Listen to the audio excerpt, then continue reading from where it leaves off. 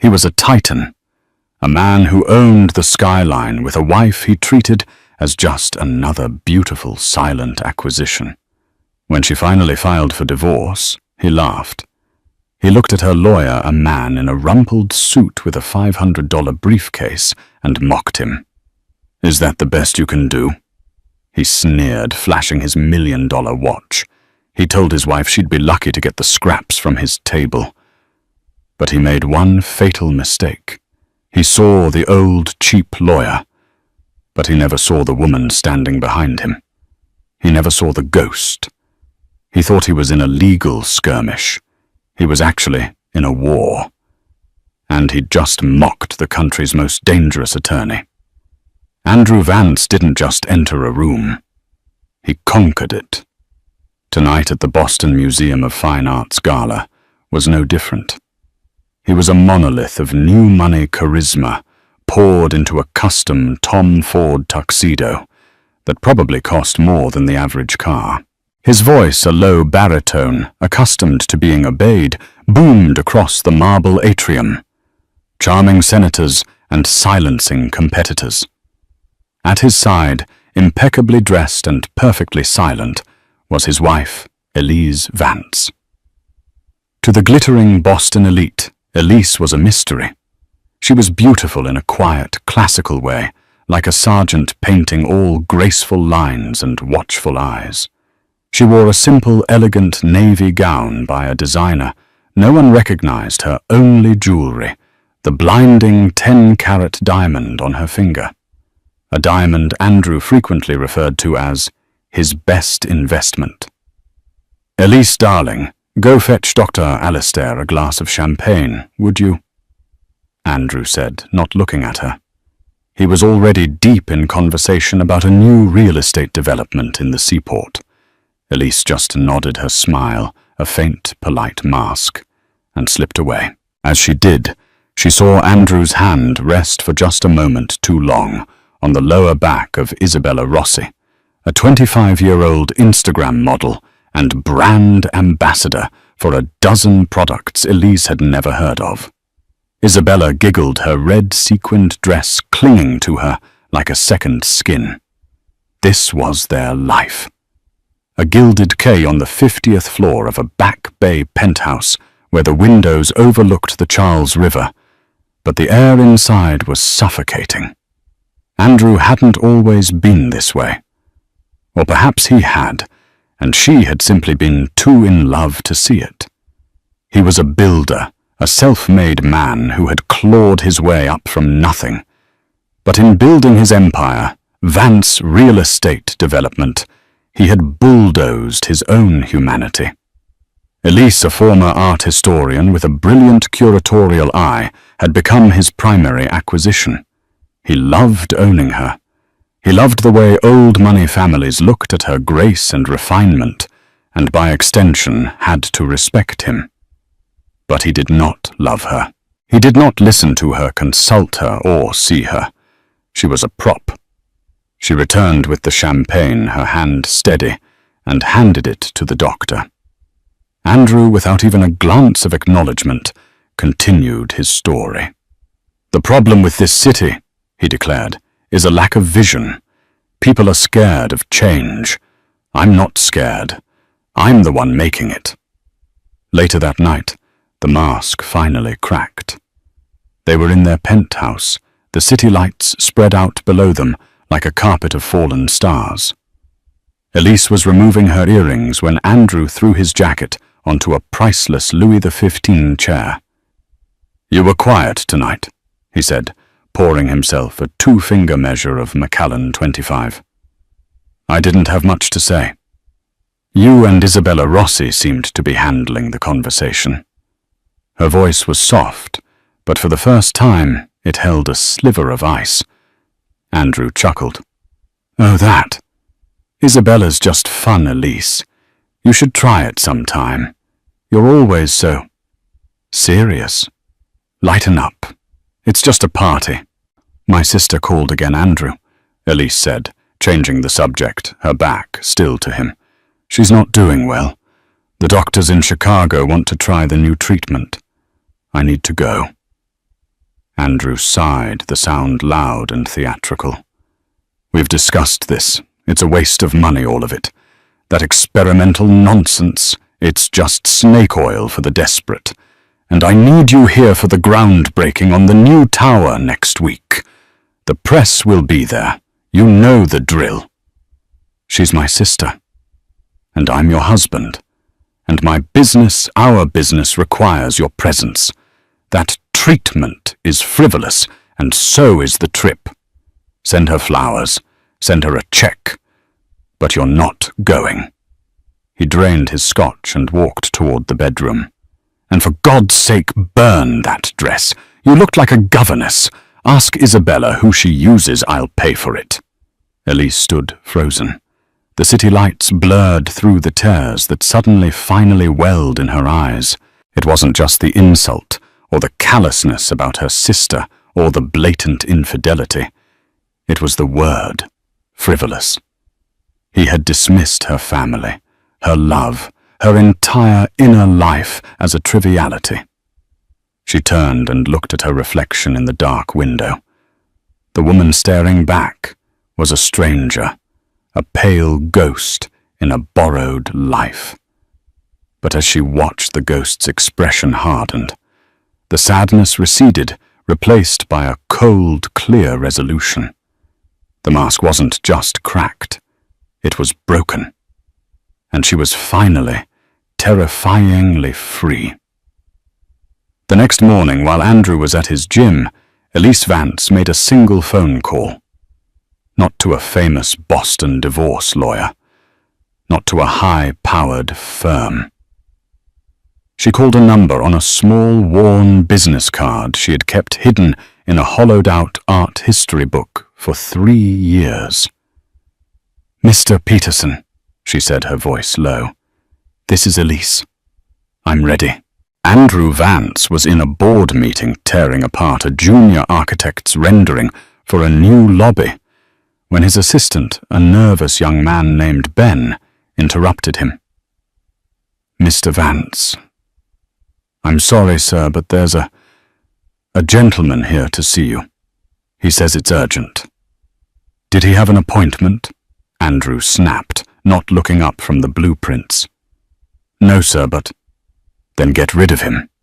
"Sir, he's a process server." The room went silent. Andrew's head snapped up. A small, unpleasant smile touched his lips. "Well, well. Let him in."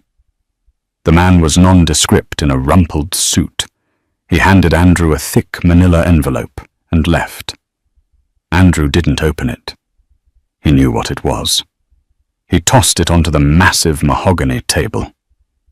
"Gentlemen," he said to his team, "forgive the interruption. It seems Mrs. Vance has decided to renegotiate her position in the company." His team gave forced, sycophantic chuckles. Andrew was amused. He was almost impressed. It took guts, he thought. Misguided, foolish guts. That evening he didn't go home. He went to his lawyer's office, Marcus Slade, a senior partner at Garrity. Slade and Cromwell was the most ruthless corporate litigator in Boston.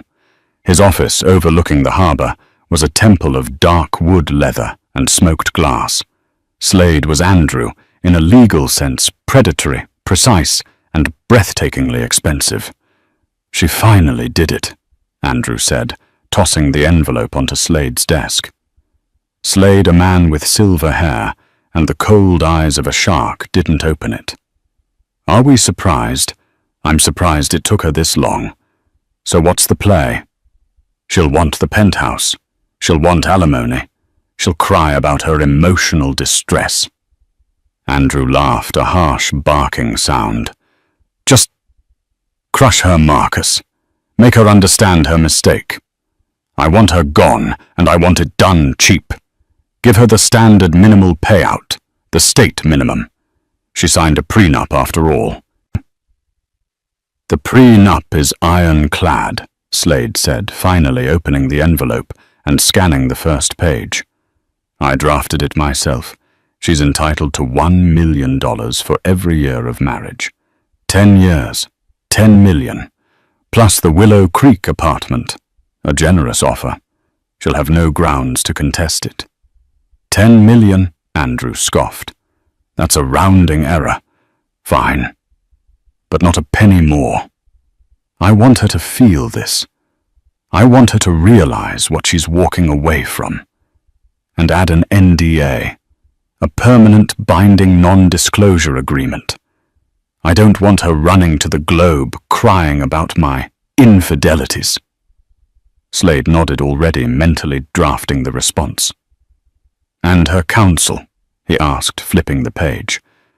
Who is she using Kate's Hewitt and Breen? That's who she threatened with last time. He found the name. His brow furrowed. J. Peterson, Esquirrel, office on School Street. He tapped his keyboard, running the name through the Bar Association database. James Peterson, huh? Never heard of him. He pulled up the man's credentials. Well, this is interesting. He's a general practitioner. Wills a few DUIs, some minor real estate closings. A one-man shop. It seems Andrew, Slade said with a thin smile. Mrs. Vance went bargain shopping. Andrew threw back his head and laughed. A public defender. She's bringing a traffic lawyer to a gunfight. Oh, this is rich. This is pathetic.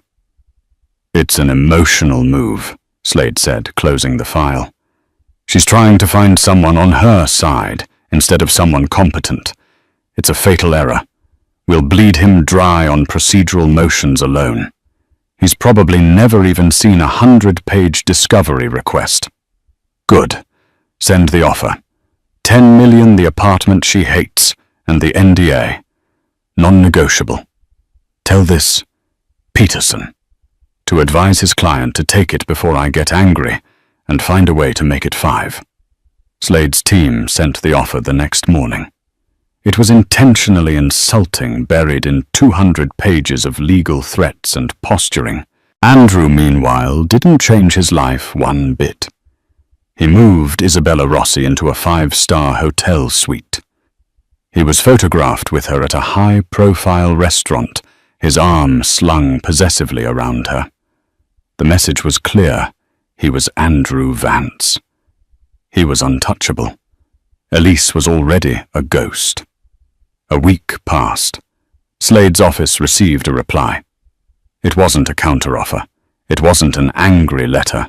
It was a single-typed page from the office of J. Peterson Esquirrel. It read simply, Dear Mr. Slade, we are in receipt of your client's proposal dated October 10th. The offer is respectfully rejected in its entirety. We will see you at the preliminary mediation. Sincerely, James Peterson, counsel for Mrs. Vance. Rejected, Andrew bellowed over the phone. Who the hell does this guy think he is? He's supposed to beg us to keep the offer on the table. Calm down, Andrew. Slade's voice was smooth. This is a good sign. It means he's an idiot. He thinks he can play hardball. He thinks he's going to walk into mediation, and the judge will just split the difference. He doesn't understand the pre-enup. He's out of his depth, and he's about to find out exactly how deep the water is. Fine, Andrew spat. Mediation it is. I want to be there. I want to see the look on this clown's face when I'm done with him. The mediation was set in a neutral, sterile conference room at a high-end arbitration center. The room was designed to be imposing with a 30-foot polished granite table and panoramic, soundproof windows. Andrew arrived first, a deliberate power move. He was flanked by Marcus Slade and 2 sharp, identical-looking junior associates from Garrity Slade and Cromwell. They were a phalanx of power dressed in matching dark navy suits, carrying identical leather briefcases. Andrew, in a charcoal bespoke suit with a bold crimson tie, looked like a king holding court. He sat at the head of the table, poured himself a glass of water, and checked his Patek Philippe watch. 10 minutes late. He sniffed to Slade. Unprofessional. Already a bad start for them. "They're trying to rattle us, Andrew. It's amateur," Slade murmured, arranging his files. The door opened. Elise walked in. She looked ordinary.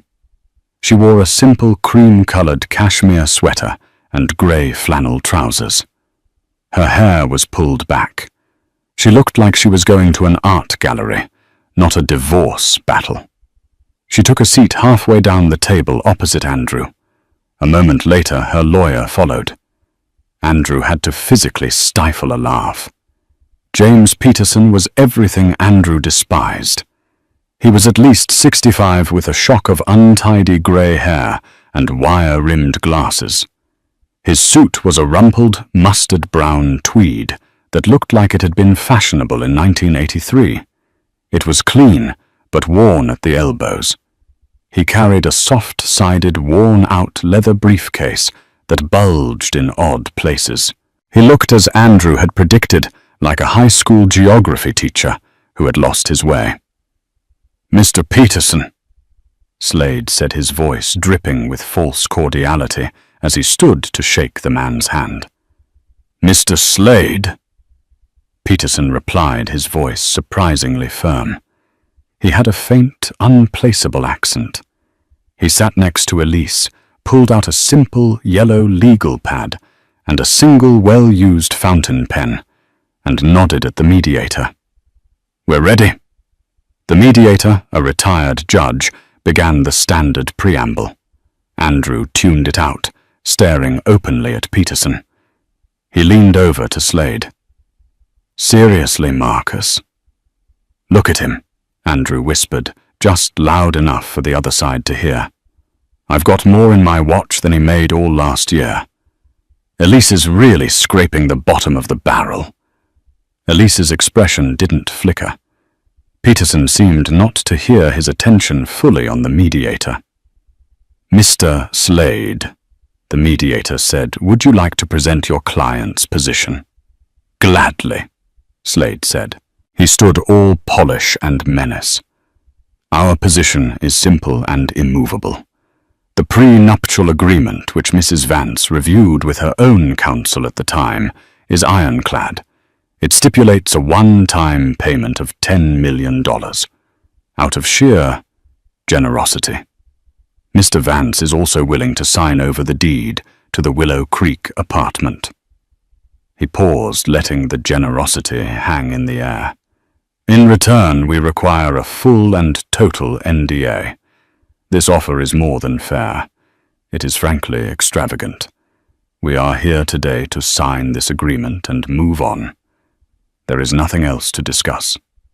The mediator nodded. "Mr. Peterson." "Your response." Peterson took a moment. He uncapped his pen. "We appreciate Mr. Slade's summary," he said, his voice mild. "However, my client will not be signing that agreement. The pre-enip, as you call it, is not the issue today." Slade stiffened. "I beg your pardon? It's the only issue." "No," Peterson said, looking up, his eyes clear and intelligent behind the smudged glasses. "The issue, sir, is one of fraudulent concealment. The prenup covers all declared marital assets. Our contention is that Mr. Vance has failed to declare the vast majority of his assets." Andrew barked a laugh. "That's a bold-faced lie. A desperate one." "Is it?" Peterson asked mildly. He slid a single piece of paper across the table to the mediator.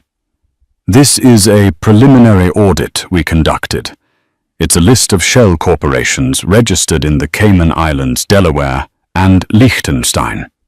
Specifically, Vance Holdings International, Seaport Partners LLC, and the Kestrel Fund, all of which were established after the marriage, and all of which are funded directly from Vance Real Estate Development, but none of which appear on any of Mr. Vance's financial disclosures."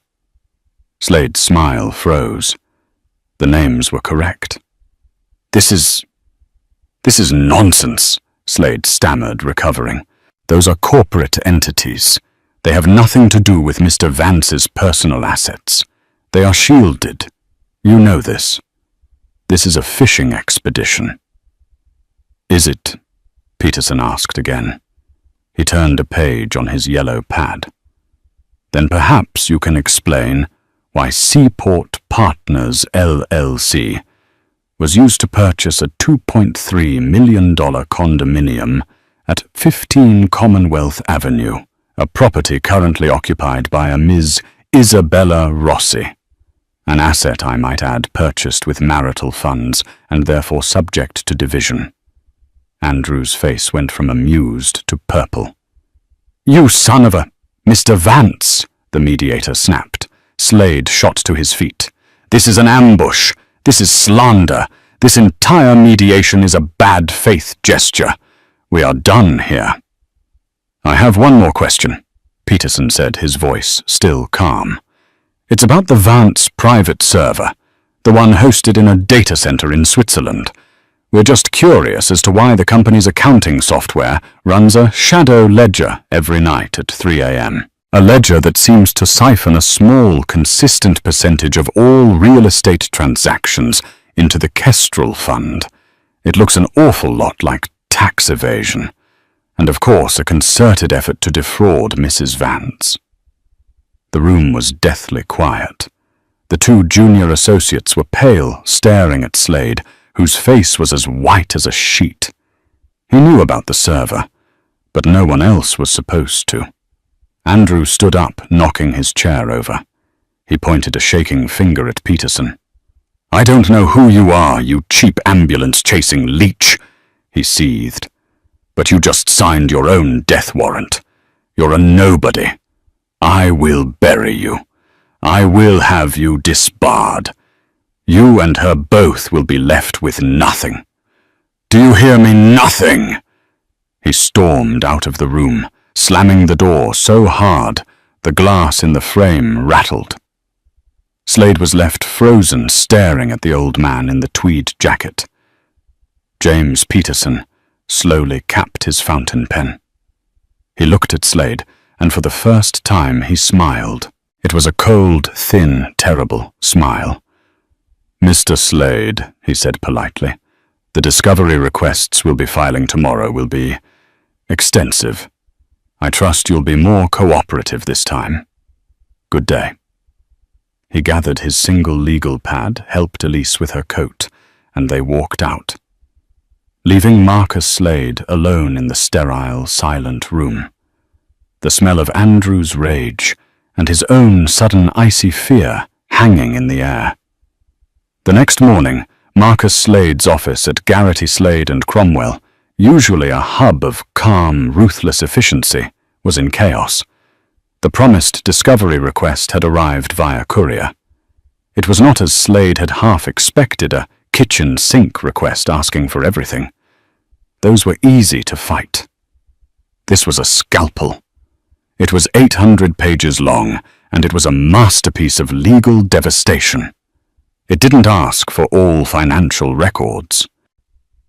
It asked for all transaction logs from inception to present for account number 45 8B21 at Helvetica First Bank, Zurich, Switzerland, held by the Kestrel Fund. Full server logs and mirror image hard drive data from the VPSVR01 private server hosted by Swiss Data Safe AG. All correspondence, including encrypted messages on the Signal platform between Andrew Vance and Isabella Rossi regarding the transfer of funds for the purchase of 15 Commonwealth Avenue Unit 8B. Deposition schedules for Mr. Vance, Ms. Rossi, and Robert Finchley. Slade's blood ran cold when he saw the last name. Finchley was Andrew's personal CFO, the only other person who knew how the shadow ledger worked. How? Slade whispered to himself, pacing his office. How does he know these names? The Kestrel Fund, the server designation. This isn't a guess. This isn't a leak. This is infiltration. He picked up the phone. Andrew, we have a problem. A significant one. No, don't yell. Just Get to my office, now." While Andrew was racing across town, Slade did what he should have done a week ago. He put his firm's high-priced private investigators on James Peterson. "I want everything." Slade ordered his chief investigator, a former Mossad agent. "I want to know where he buys his coffee, who he talks to, what car he drives, where he went to high school. I want to know his blood type. He's a ghost, I'm telling you. Find him." Andrew burst in his face, mottled with rage. "What is this? What the hell was that yesterday? You were supposed to handle him." "That," Slade said, tossing the 800-page request onto his desk, "is not a geography teacher. That is a problem." "It's a blizzard of paper," Andrew yelled. "It's a bluff. He's trying to scare us." "He's not bluffing, Andrew," Slade roared back, finally losing his composure. "He listed the Swiss bank account number. He listed your private server by its model name. He knows about Finchley. This is not a man who's fishing. This is a man who already has the fish and is now asking for the boat, the lake, and the fishing lodge." Andrew's anger faltered, replaced by a flicker of genuine fear. How is that possible, Elise? She's not smart enough for this. She doesn't even know how to check her own email. "She didn't find him," Slade said, the terrible realization dawning. "He found her. Or someone sent him to her." The phone buzzed. It was the investigator. "Well," Slade snapped, "you're not going to like this, Marcus." The investigator's voice was grim. "I'm sending you a file now. You were right. James Peterson. He's a ghost. But he's a very specific kind of ghost." Slade opened the email. It was a thin file. Peterson's public record was exactly as Slade had first seen small-time lawyer, clean record, nothing. But the investigator had dug deeper using facial recognition on an old photo. James Peterson was an alias, a very, very good one. His real name was James Harrigan. He hadn't been a lawyer for the past 20 years. He'd been a senior forensic accountant and investigator for the U.S. Department of Justice, specializing in dismantling organized crime syndicates. He had retired 5 years ago and vanished. "He's not a lawyer," Slade said, his voice hollow. "Oh, he's a lawyer, all right," the investigator said. "He passed the bar in '79. But that's not what he does. He's an investigator, a bloodhound. But here's the kicker, Marcus. Look at the last page. His known associates." Slade scrolled down. There was only one name linked to a single explosive case from 10 years prior, the takedown of a corrupt hedge fund billionaire. Peterson, then Harrigan, had been the lead investigator and the lead prosecutor who had put the billionaire in prison. "Oh my God," Slade whispered. He sank into his $8,000 office chair. "Who?" Andrew demanded. "Who is it?" Slade looked up, his face ashen. "He's not working alone, Andrew. He's not the lawyer. He's the investigator. He's the man they send in to find the bodies before the war even starts." "Who is the lawyer, Marcus? Who are we up against?" "We're not up against a who," Slade said, reading the name on the file. "We're up against a what. He works for Serafina Hayes." The name just hung in the air. Andrew looked blank. "Who? I've never heard of her. Is she good?" Marcus Slade started to laugh. It was a high, thin, terrified sound. "Is she good? Andrew, you idiot. You absolute arrogant idiot. You just stood in a room and mocked a man who works for the Matador. Serafina Hayes isn't good. She's not a lawyer. She's an ending. She doesn't practice law. She is the law. She's the person billionaires call when they want to destroy other billionaires. She's the person the government quietly consults on unwinnable cases. She hasn't lost a case in 22 years. She's not on the news. She's not in the magazines because she's a ghost, just like Peterson. She only takes cases she knows she'll win. And she just signaled through him that she already has. Andrew's legendary confidence, the bedrock of his entire personality, visibly crumbled. So it's Redon. What do we do? You fight back. You file motions. You bury her. You don't understand, Slade said, standing up and walking to the window. We can't. That 800-page request. It's a courtesy. It's her telling us that she has all of this. The server logs, the Swiss account numbers. She's not requesting them. She's telling us she already has them. Peterson didn't just find this information. He spent the last 6 months, probably a year, digging it all up before Elise even filed. That cheap lawyer. He was her ghost, and we just spat in his face. What? What does she want? Andrew asked, his voice suddenly small. Everything, Slade said, turning from the window. She wants everything. And the worst part, Andrew. She's going to get it. Marcus Slade, for the first time in his career, was on the defensive. He did the only thing he could. He stalled. He filed a motion to quash the discovery requests, calling them a grotesque overreach irrelevant and designed purely to harass. It was a standard aggressive legal tactic, but he knew with a sickening certainty that it was like trying to stop a tsunami with a piece of plywood. The hearing for the motion was set in the Suffolk County Courthouse before Judge Amelia Grant, a no-nonsense jurist who despised theatrical lawyers and valued preparation above all else. Andrew, on Slade's frantic advice, did not attend. "You'll just lose your temper and make it worse," Slade had warned him. Slade and his 2 junior associates arrived 30 minutes early. They were the only ones in the courtroom besides the bailiff. Slade felt a flicker of hope. Maybe she wouldn't show.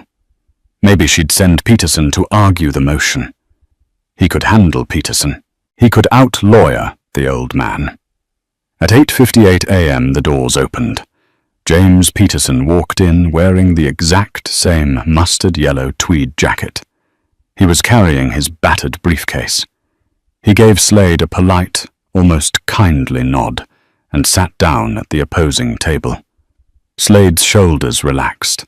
He'd been spooked by a name, a reputation. But it was just the geography teacher. "All rise," the bailiff called. Judge Grant entered, and the proceedings began. "Mr. Slade, the judge said you filed this motion to quash. The burden is on you. Why should I gut Mr. Peterson's entire discovery?" Slade stood. He was back in his element. "Your Honor, this is a simple divorce governed by a prenuptial agreement. Counsel for Mrs. Vance is attempting to turn this into a corporate inquisition. His requests for Swiss server data and offshore corporate ledgers are wildly out of scope. They are irrelevant to the division of marital assets as defined by the pre-NUP. It is a classic baseless fishing expedition." He spoke for 10 minutes, his voice resonating with confidence and legal precedent. He felt good. He was winning. Judge Grant turned to the plaintiff's table. "Mr. Peterson, your response." James Peterson stood up slowly. "Your Honor," he began, his mild voice filling the space. "Mr. Slade is correct. It would be a fishing expedition if we didn't already know exactly what was in the water." "Objection," Slade snapped. "Speculation." "Mr. Peterson," the judge said, "do you have anything more than speculation?" "I do, Your Honor," Peterson said. "But I must apologize to the court. My lead counsel has been delayed. She has the specific evidence you're requesting. She should be here, as if summoned. The heavy oak doors at the back of the courtroom swung open with a soft whoosh. The sound of stiletto heels on marble was the only sound in the room. It was a sharp, predatory click, click, click that echoed in the silence. Marcus Slade turned. His blood, which had been pumping with the thrill of combat, turned to slush. A woman was walking down the aisle. She was tall, with severe jet-black hair, pulled into a flawless chignon. She wore a bespoke charcoal-grey suit that was understated, yet screamed power. Her face was angular with high cheekbones, and eyes so dark they seemed to absorb the light. She carried a single, slim black document case. The entire courtroom, from the stenographer to the judge, visibly sat up straighter. She stopped beside Peterson and placed her case on the table. "My apologies for the interruption." "Your Honor." Her voice was a low, precise contralto, with a chilling lack of inflection. "Serafina Hayes, lead counsel for the plaintiff, Mrs. Elise Vance. Mr. Peterson, my senior investigative counsel, was just setting the stage." Slade felt the blood drain from his face. It was her. She was real. The matador was in the room. "Hayes," Judge Grant said, her tone respectful. "A pleasure. You are not often into this particular courtroom." "I go where my clients need me." "Your Honor," Serafina said, "and my client needs this motion denied. Mr. Slade argues relevance." "Very well." She opened her case. "Mr. Slade claims the Kestrel Fund is irrelevant. I submit to the court Exhibit A." She nodded to Peterson, who handed a file to the judge. "This is a wire transfer confirmation, dated 3 weeks after Mrs. Vance filed for divorce, showing a transfer of $15 million from Mr. Vance's personal brokerage account into the Kestrel Fund. A clear, deliberate, and illegal attempt to hide a marital asset." Slade's mouth went dry. He hadn't known about that. Andrew had lied to him. "He argues the private server is out of scope," Serafina continued, her voice cutting through the silence. "I submit Exhibit B." Peterson handed up a second file. "This is a sworn affidavit from a former employee of Vance Real Estate Development, Mr. Robert Finchley." Slade actually staggered. Finchley. They had gotten to Finchley. "Mr. Finchley attests," Serafina said, "that he was personally instructed by Mr. Vance to create and maintain a shadow ledger on that exact server for the express purpose of skimming profits to defraud not only his business partners, but the IRS and, by extension, his wife. The affidavit includes detailed examples." She turned for the first time and looked directly at Marcus Slade. Her eyes were not angry. They were not triumphant. They were impossibly bored. It was the look of a biologist studying a microbe. "The prenuptial agreement," she said, "is a contract, and all contracts are rendered null and void by one simple thing: criminal fraud. Mr. Slade's client didn't just hide assets. He committed multiple felonies. My discovery requests are not a fishing expedition, Your Honor. They are a confirmation." She turned back to the judge. "We are no longer discussing a prenup. We are discussing a criminal enterprise, and Mrs. Vance is entitled to her share of all of it. Deny this motion, Your Honor, or my next stop is the U.S. Attorney's office. The choice really is Mr. Slade's." There was a full minute of suffocating silence. Judge Grant looked at the files. She looked at the ashen, speechless Marcus Slade. She looked at Serafina Hayes. "Mr. Slade," the judge asked, "anything to add?" Slade opened his mouth. Nothing came out. He closed it. He shook his head. Motion to quash is denied. Judge Grant said, her gavel striking the wood with the finality of a death knell. Mr. Slade, you will produce all requested materials to Ms. Hayes's office within 48 hours. And, sir, I suggest you advise your client on the severe penalties for perjury and obstruction of justice. We are adjourned. Serafina Hayes snapped her document case shut. Mr. Peterson, thank you for fetching my coffee, she said, loud enough for Slade to hear. Peterson smiled his thin smile. Of course, Ms. Hayes. They turned and walked out. Click, click, click, leaving Marcus Slade alone, shaking at the defendant's table. The war was over. The annihilation was about to begin. The fallout was immediate and catastrophic. When Marcus Slade returned to his office, he found Andrew Vance already there, pacing the floor like a skinned bear. Well, Andrew demanded, did you crush him? Did you get the motion? Slade walked past him, went straight to the bar cart in his office, and poured a heavy measure of whiskey. He drank it in one swallow. She was there, Andrew, he said, his voice flat. She who's she? Serafina Hayes. She was in the courtroom. So you're Marcus Slade. You're supposed to be the best. The best. Slade rounded on him, his professional mask gone replaced by pure, undiluted panic. You lied to me, Andrew. You lied to your own counsel, the Kestrel Fund. You moved 15 million after she filed. Are you insane? It's my money, Andrew roared. It's a felony, Slade screamed back. And she knew. She had the wire transfer. And Finchley. She has a sworn affidavit from Robert Finchley about the shadow ledger. She has everything. She wasn't asking for discovery, Andrew. She was showing us her evidence. Andrew Vance, for the first time in his adult life, looked truly, deeply terrified. Finchley, that's not possible. This is what she does, Slade raved, pouring another drink. This is the Matador's signature move. The case is over before it ever begins.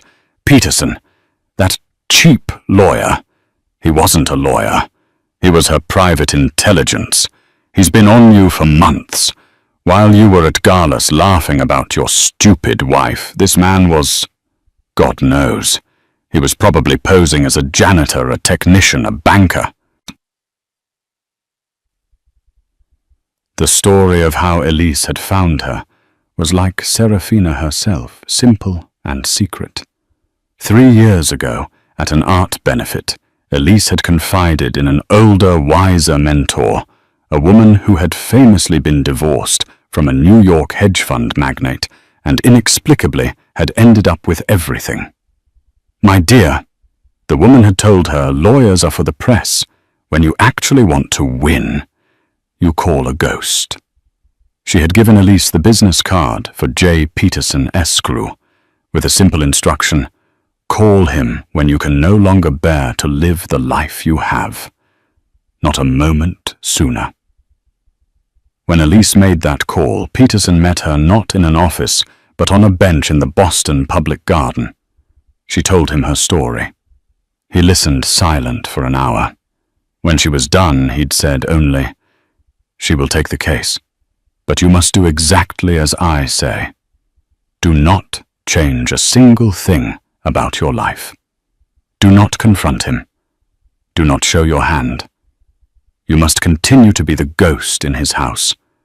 Go home. Be the perfect silent wife. We will handle the rest." For the next 6 months, James Peterson had been a phantom. He posed as a high net worth investor from Germany, meeting with Robert Finchley to discuss off-market opportunities and appealing to the man's own greed. He'd gotten Finchley to boast about the brilliant server system his boss used. He had flown to the Caymans and, using his old DOJ credentials quietly reactivated by friends in high places, had managed to pierce the corporate veil of Vance Holdings. He had quite simply dismantled Andrew's entire empire brick by fraudulent brick, all while Andrew was busy mocking his wife's dress. Now, with the discovery motion granted, Serafina's team didn't just act, they invaded. Within 48 hours, they had a court-appointed forensic team making a mirror image of the Swiss server. They subpoenaed Isabella Rossi. Her deposition was a masterpiece of humiliation. Under Serafina's cold, precise questioning, the young woman dissolved into tears, admitting not only to the affair, but to the $2.3 million condo, a $150,000 black Amex, paid by a Kestrel fund account, and a garage full of cars. It was a clear, massive, and fraudulent dissipation of marital assets. Then they deposed Andrew. It was not a deposition. It was a vivisection. It was held in Serafina's conference room, a minimalist space of white marble and glass. For 12 hours, Serafina and Peterson, sitting side by side, walked Andrew through every single illegal transaction, every email, every text message. They presented him with the server logs. They showed him the wire transfers. They played a recording obtained legally by Finchley of Andrew, instructing him to bury the European profits in the Kestrel Fund. Andrew's bluster dissolved into monosyllabic, mumbled answers. I don't recall. That could mean anything. I'd have to check my records.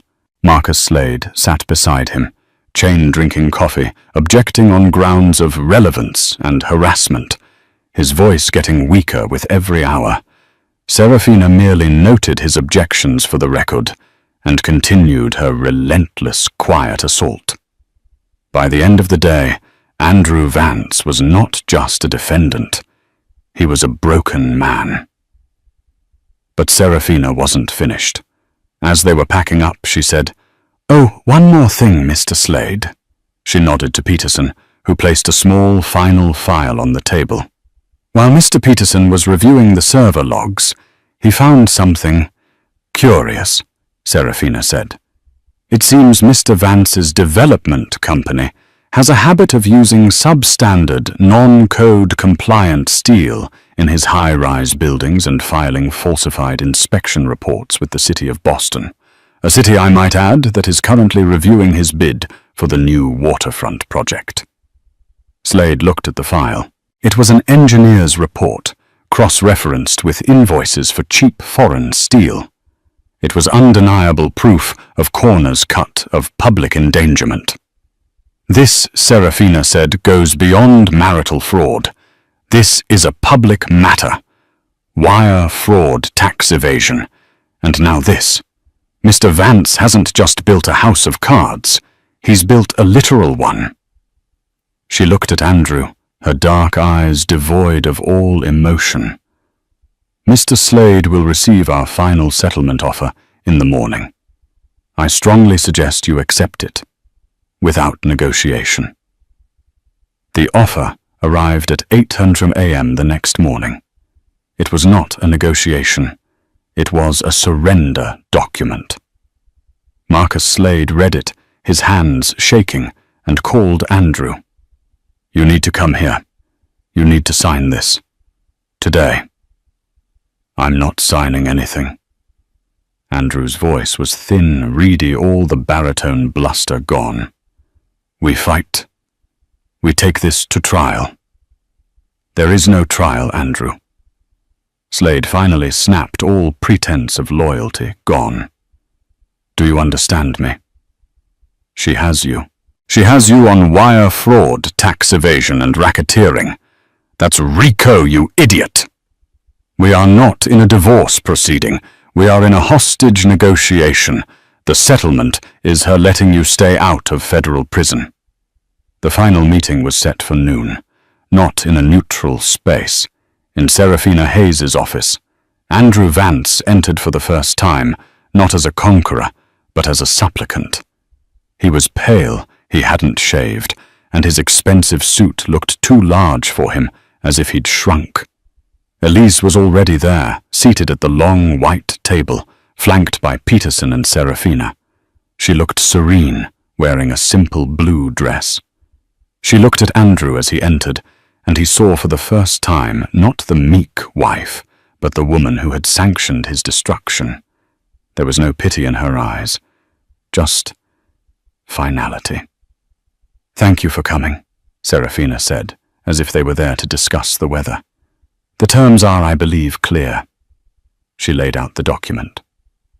1. Elise Vance would receive 60% of all marital assets. Not the declared assets, but the true assets, including the offshore accounts, the Kestrel Fund, and the Cayman holdings. The total value was estimated at just over $900 million. 2. The Boston penthouse and all art and furnishings contained within would be signed over to Elise free and clear. 3. The 15 Commonwealth Avenue condo currently occupied by Isabella Rossi would be signed over to Elise to be liquidated at her discretion. 4. Andrew Vance would pay a one-time alimony sum of $50 million to compensate for the deliberate and fraudulent attempts to conceal assets. 5. Andrew Vance would pay all of Elise's legal fees, including the multi-million-dollar retainer for Ms. Hayes and Mr. Peterson. 6. The NDA was voided. Elise would be free to speak. Andrew, however, would be subject to a new permanent NDA, forbidding him from ever speaking about Elise Serafina Hayes or the details of the case under penalty of a $100 million fine. Andrew was breathing hard. This is theft."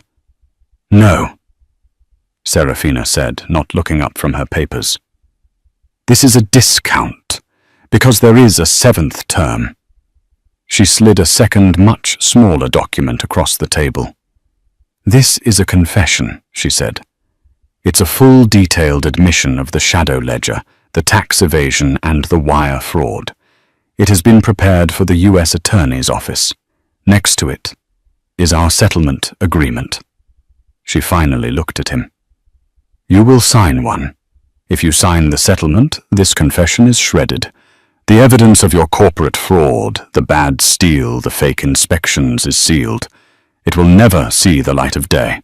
If you hesitate, if you argue, if you try to negotiate $1, Mr. Peterson will walk this confession and all its supporting evidence across the street to the federal courthouse. You will be in a holding cell by 5 p.m. Your company will be destroyed, your partners will sue you, and you will spend the next 20 to 30 years in prison." She pushed a gold pen across the table. "You have 60 seconds to decide which document you'd like to sign, Mr. Vance." Andrew stared at the pen. He looked at Slade, who just stared at the table. He looked at Elise, who watched him, her expression unreadable. He saw his entire life, the galas, the cars, the power evaporating. His hand, shaking violently, reached out. He grabbed the pen. He pulled the 40-page settlement agreement toward him, and with a choked sob, he signed the last page. Serafina Hayes took the document, reviewed the signature, and nodded. She then picked up the confession, walked to a shredder by her desk, and fed it in. The sound of grinding teeth filled the room. "Our business is concluded, Mr. Vance," she said. "You may leave. Mr. Slade, please wait to discuss the transfer logistics." Andrew stood a hollowed-out shell of the man who had entered. He tried to look at Elise to say something, an apology, a curse, but she had already turned away. She was looking out the window at the Boston skyline. Her skyline. Andrew Vance walked out of the office, a free man, and a ruined one. The final scene took place 2 weeks later. Elise was not in a high-rise penthouse, but in a small, bright cafe in the South End. The morning sun streamed in. She was sipping a coffee, sketching in a notebook. The bell on the door jingled, and James Peterson sat down opposite her, a small smile on his face. He was, she noted, still wearing the tweed jacket. "Elise," he said warmly. "James," she smiled. "Thank you for meeting me. I never really got to thank you. For everything. You saved my life." Peterson waved it off. "We just balanced the books. Serafina hates bullies, and frankly so do I. He never did get me that coffee, did he?" Elise laughed, a real, genuine laugh. It was a sound she hadn't made in a decade. "I'll buy you all the coffee you want, James. What's next for you?" "Oh, I hear there's a tech billionaire in Seattle who needs a geography lesson," he said with a wink. He stood up, placing a small wrapped box on the table. "A parting gift," he said, "from Serafina." Elise opened it. Inside, on a bed of velvet, was the Patek Philippe watch Andrew had been wearing at the mediation, the one he'd boasted about. It had been technically a marital asset. Elise looked at the watch, a symbol of all that arrogance and cruelty. Then she looked at Peterson. "What will you do now, Elise?" he asked. She looked out the window at the people walking by, at the life she was about to start. Her sister was flying in tomorrow to stay with her in the penthouse to start her new, fully funded treatment. Her gallery was set to open in the spring. "I think," she said, slipping the watch into her pocket to sell for charity. "I'm going to finish my sketch." She was, for the first time in a very long time, free. In the end, it wasn't about the money. It was about the silence.